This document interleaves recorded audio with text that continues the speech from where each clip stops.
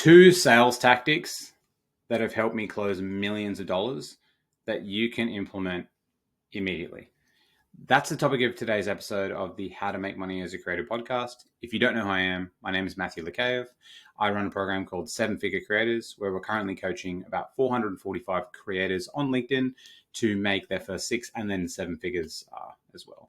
So the topic of today's episode was inspired by, I'm going through and I'm writing the scripting for a lot of our new sales guys. And I was watching a lot of Hormozy videos, and it reminded me of these kind of key lessons or just key tactics that I've kind of learned over the years by accident selling back when I was at Zoom selling, and then the last company, TeleSense, and obviously now at 7-Figure Creators. And I wanted to kind of give you these lessons with a couple of stories and give you the exact tactics just so you don't deal with the same issues I had trying to learn them yourself. And I promise you, they're not going to be what you expect, most likely. And I'll layer in a couple of stories with them as well, just to help kind of drive the point home. But the first sales tactic is brutal honesty. And I know you probably weren't expecting that one.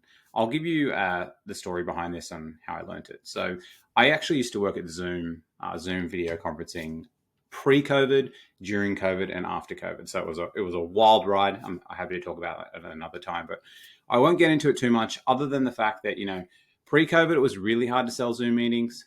During COVID, it was very easy to sell Zoom meetings. After COVID, it was really hard to sell Zoom meetings because everyone was using Microsoft. And there was actually a saying within Zoom that, if someone's a Microsoft shop, especially if they're a bigger account, and if the IT person is a Microsoft fanboy, you don't even try to sell Zoom meetings to them. You actually just give up. So Zoom ended up giving up. That was literally the internal mantra from the sales team.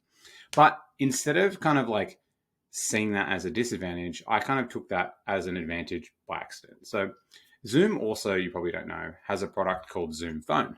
Zoom Phone is like a cloud-based phone system. So we can have a phone number that lives in an app on your phone and also on your computer. You put headphones and call. So cloud phone-based systems, there's still a lot of businesses out there that have like physical phones sitting on the desk. So it kind of replaces that, but also you can still use physical phones, but, transfer the call to someone who's driving to their mobile through the app, whatever it is. And so I actually I sold the most amount of Zoom Phone in small, medium business globally in 1 year. And I also closed one of the biggest Zoom Phone deals ever. So I was really good at selling Zoom Phone. But one of the tactics that I used to use on the sales call when I was chatting to the IT people and when I was chatting to just anyone, when I was selling to anyone, it was usually IT people, then the executives. The way I used to position Zoom Phone is I used to go in with the price of Zoom meetings and Zoom Phone together. And what I used to do is I used to go through their current organizational structure and setup with Zoom. And what I always found was that a lot of people who bought Zoom meetings by accident, like a lot of people at companies bought Zoom meetings by accident and didn't realize they had it. So what I used to do is I used to go into the meeting when I'd reach out to them and I was chatting about Zoom Phone. And I'd be like, hey guys, I just want to let you know, you've actually got all these other Zoom meeting licenses and I don't even think you're using them. Look, you guys are like using Microsoft for Zoom meetings. I think you should just get rid of them and just can them because they're like a waste of money, or we can consolidate them for a cheaper price as well. And then I think, look, Zoom Phone is like a good fit, really good fit for you guys based on what we've seen, like we've tested it. But I think you got to get rid of all these Zoom meeting licenses. Like you don't need them. And I can probably tack in a few free ones here and there just so the Zoom people in your company, you can keep them happy. Like, does that sound like a good plan for you? And every time I did that, I built like so much trust with the IT person because I was like deliberately downselling the Zoom meetings, and I'd come out of there and be like, hey guys, you've got all these licenses you didn't even know about. You should just get rid of them and delete them. And the IT people were just like, whoa, like you're downselling your product. Like this is insane. But what they didn't know that like they're eventually going to get rid of them. And the other thing is internally, right, as the salesperson, if they're already paying for Zoom meeting licenses and they downsold, I didn't lose out on the downsold as a sales rep. But if I acquired net new Zoom Phone customers, then it would actually increase my sale value as well, because I'd also lock them into a longer term contract for the actual phone services. So I used this brutal honesty, being like, you don't need this. Like, don't tell Zoom, like, shh, just keep it low. I'm telling you as a sales rep, you can just get rid of it. Like, let's just get you set up with the Zoom Phone system. And I always knew, especially with Zoom Phone, if I set them up with a small system. But like, it was just, yeah, it was this tactic they kind of discovered by accident, that it just built an incredible amount of trust. And then trust is like obviously the ultimate sales process lubricant. It just makes it so much easier, to be able to sell to someone. And what was really cool as well, which I knew, right? I knew Zoom Phone's product was excellent. Zoom Meetings is also excellent, but it's impossible to shift a Microsoft fanboy. But Microsoft's equivalent phone system to Zoom Phone was terrible. Like, it was actually really bad. And so when you put them up against each other, Zoom Phone clearly beat it out. So what I would do is I'd just sell them and be like, look, you don't need all these Zoom Phone meeting licenses. You only actually need like 20 instead of like 100. It's all good. And they'd be like, sick. But I knew, right, once they started using Zoom Phone. So I've like downsold Zoom Meetings, so I've freed up budget. I've sold them a small number of Zoom Phone licenses. And then I knew once they started using it and they gave it to different departments, how easy it was to deploy, because previous to deploying other phone systems compared to Zoom, Zoom was a breeze. Like, it's like 2 clicks. You could set up a phone number with someone set up. And I knew the upsell potential was so high. So I used to use this brutal honesty, get in there with a few licenses, and then these companies would just explode their usage. And I'd be like, cool, I get heaps of sales from this because I can hold out the account.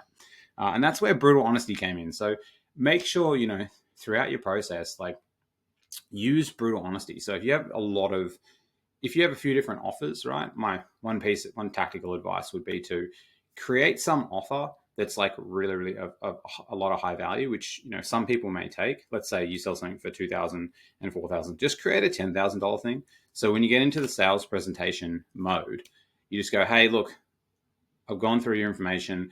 I think the best bet is the $4,000 thing. The $10,000 thing, I don't think it's for you. Look, in all honesty, you can get all that stuff in the $4,000. It's not for you. It only benefits these type of people. The $2,000, not this much. The $4,000 right in the middle, I think that's going to be the best thing for you. So you're like price anchoring, but you just kind of like use brutal honesty when it wouldn't be a good thing for them, but you've kind of manipulated in that place by price anchoring. But there's so many ways that you can use brutal honesty with people. And it's weird because it's just like, just being ethical and trying to do the right thing for the person helps you get the sale, which is like super weird to think about, which is funny. The second tactic, what's kind of like a mindset, really, and I'll give you a very good example for this, or a couple of examples, is that it's just having, honestly, absolute conviction. When you have absolute conviction as a salesperson, when you truly believe to your core that by this person joining your program or buying your thing or working with you is going to really help them, you actually don't even need a sales script or a sales process or anything, because you just truly believe. And the best example for this is people that go to church. So I grew up going to church for the first, 16, 17 years of my life. So I experienced this firsthand. Like, I used to go every Sunday. I used to see new people coming into church. This was more Protestant church over Catholic. So it was more like, I guess Catholic's more kind of like traditional. I haven't actually been to a Catholic church from what I've heard. Protestants more kind of like new agey. Like, we used to have people like singing, praying, people would be crying. Like, it'd be a very intense experience if you've ever seen it. And what the crazy thing about churches, right, is they recruit people and they sell people into completely shifting their worldview without any sales experience. And I'll explain to you what I mean by that. So, like, let's say someone, if you're Christian, right, and I'm only saying this because I experienced it myself and I was in it, so like, I understand. I don't have any view or negative about any religion or anything like that. I'm just trying to illustrate the point. That's it. And so when someone's Christian, they fundamentally believe that if someone's not Christian, they're going to go to hell, right? And so if someone's going to go to hell, you're going to do everything you can to try and save that person. So if someone's Christian, what would happen all the time is they'd be out and about, or maybe they go to an event and, they're two, let's take, for example, they've got kids and their kids befriend another kid at school, and then they meet their parents, and then they go out for dinner, and then all of a sudden they just find out they're not Christian. Look, do you want to maybe come to church one day? Like, it could be really cool for your kids to enjoy it. They run like kind of like a sales process to like bring people to church, or they meet people out. It doesn't matter where it is, right?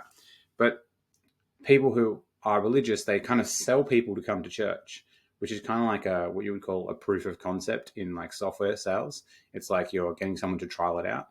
And then when they're there, they go around and they introduce them to everyone. They make them feel very involved. They make them feel very comfortable. Like I remember, because like a lot of people did that at church, so I watched the interaction all the time. And then what they would do is like, they'd try to meet them outside of church, and then other people from church would meet them, and then they'd call them up and they'd see how it was like, and then they'd, create accountability to get them to come back. And then all of a sudden there's this like new family who's like coming to church, who's been sold into a new worldview and a new religion by people who aren't salespeople. And because the only thing that a churchgoer like has or had in that process is just the absolute conviction.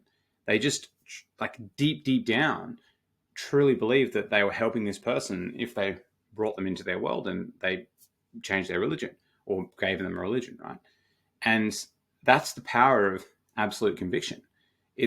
There's no sales experience, but they're ultimately selling something, or getting someone to accept something, which is, a bigger life change than paying someone $2,000. Like it's like you're changing your whole belief system and your whole being. And they're able to do this with no sales training. Like they've never had a sales training. And you look at religions around the world, you look at, say, churches in particular, it's like they're like recruiting machines. And I know it's weird to talk about this, but I just wanted to like drive and illustrate the point, because like they haven't had sales training at all, but they can sell one of the biggest things ever that is going to impact someone's life completely, because they just do all the right things. That's it. Like, and because they don't need to think about it, because they're so convicted. So the other thing for myself around sales is I have to truly believe in the thing, and I have to truly believe that it can help them. And Zoom Phone, when I used to sell it, I truly believed in it. Their old systems was shit, and they were causing like nightmares for IT people. Like I remember we'd go through and audit their phone systems and stuff like that, and I couldn't even believe how much they were being ripped off by Telstra, like Australia's largest telecommunications provider, and they were just getting shafted. And I was like, I have to convince these people to change phone system, because like, theirs is so bad and they're running so inefficiently. And so when you had that, and I had this absolute conviction, that's how I was able to sell so many phone systems. I'm like, it's just so much better. And so during the process, I just did all the right things. And so when you layer in brutal honesty with absolute conviction at the same time, and what it all kind of comes down to is just being really ethical, which is really weird. It's being ethical in the sales process is the ultimate sales hack, which is strange. But no one thinks about it like that. They think, oh, how do I get this person to buy? How do I get this person to do this? Like a common thing that happens, gets brought up in our program a lot, and I made a separate podcast about it, was what do I do if I don't have any case studies? You just tell the person, just tell them, say, hey, I'm just starting out in business. I don't have any case studies, but I've been in this industry for 12 years and I left my job, which was paying me a lot of money, to pursue trying to solve this problem for people like you. And because you're one of my first clients, I'm going to do absolutely everything to make this work out for you. And I have 13 years experience like that you can't buy. And I'm going to do it for half the price, or I'm even going to do it for free. And I just want to do it for a case study. Like, and I'm determined to make this work. Like I risked everything by quitting my job. Like I could have kept my $150,000 salary. Like, do you want to work with me to solve this problem? And do you think anyone's going to say no to that? Like if they believe that you're qualified in the thing that you can do, and that's just what absolute conviction and just being ethical, just straight up tell somebody, when you're creating your sales pages and stuff like that, don't like fluff your numbers and like make things up. If you're putting together your first landing page for your first offer, literally write in there that you're going to be I'm looking for my first few clients. This is what I've been able to do previously and who I've been able to help, and it wasn't you, but I know I can help you and I've got a mission to do that. And one of our clients who closed his first deal after 24 hours, running our 7-day offer campaign, it took him 3 months to even get to the point, and running the offer campaign, he closed it because he had 8 years experience in the field. And I was like, just tell people, like, you have 8 years experience. You've been doing this for a long time. You haven't solved it for their specific situation, but you're going to give them an extra 2 months. So you're going to get half the price, and you're going to, work with them really hard, just trying in exchange for a case study. And so when it comes down to it, like brutal honesty and absolute conviction.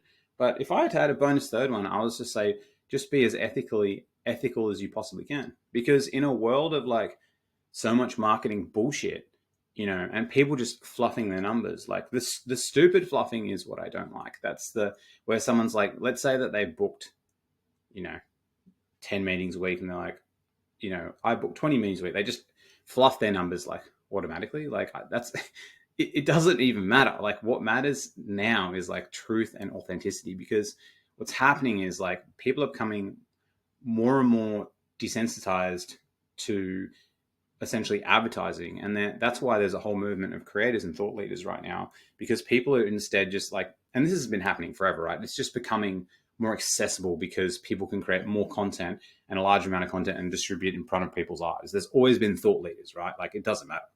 But like, as you go through, if you just be really genuine and honest and just try to be as truthful as possible during the process and be ethical, that is going to be the way that you beat out the competition. Because then when you do that, and then, if you try to then under promise and over deliver, that is just so key. And that's what's going to make you absolutely crush and, close heaps of sales. And that's what's helped me close so many sales after having, I've had thousands of sales meetings back at Zoom and the other companies now as well. But like absolute conviction, brutal honesty, and then just straight being ethical and just really trying to help the person. Because if you go into that sale is more transactional, right? You always want to leave the person with a good taste, because that's like you in the sale is your reputation. And especially as people build out their personal brands, this is kind of my advice to creators, is you don't want to like burn anyone. Like, because just because you meet someone now and they don't accept your offer, it doesn't mean you're not going to work with them ever. And the other thing on the sales calls, like even if they never buy from you, you can also create a fan.